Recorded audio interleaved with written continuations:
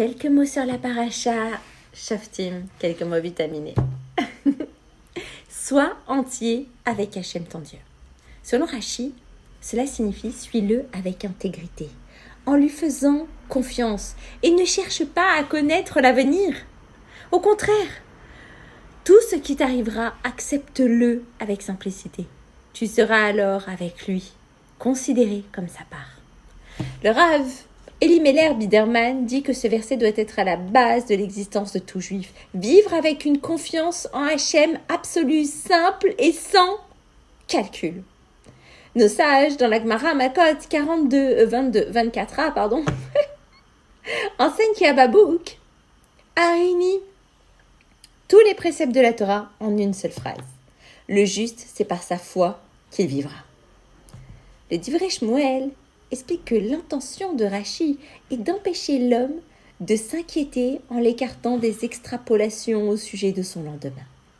Le juif doit s'abstenir de sonder l'avenir jour et nuit pour tenter de connaître l'issue et le dénouement de son propre sort. Il effacera donc dans son cœur toute inquiétude, selon la Gemara Sota 42b, et bénira Hachem. Il m'est arrivé, à juste titre, un jour, un événement qui vraiment, ça m'a un petit peu stressée pendant 1 ou 2 heures. Allez, 3. Puis après, je me suis dit, mais Rak Hachem, il n'y a que lui qui peut faire. Moi, qu'est-ce que je vais faire? Je vais commencer à me demander ce qui va se passer demain, après-demain, ça va m'inquiéter. Alors que finalement, je ne sais pas, je vais faire des supputations de mon avenir. Je vais commencer à m'inquiéter pour quelque chose qui n'existe pas encore. Alors, vivons avec cette confiance en Hachem, que de dire que, comme un enfant qui est nourri par son père, il ne s'inquiète pas de son lendemain.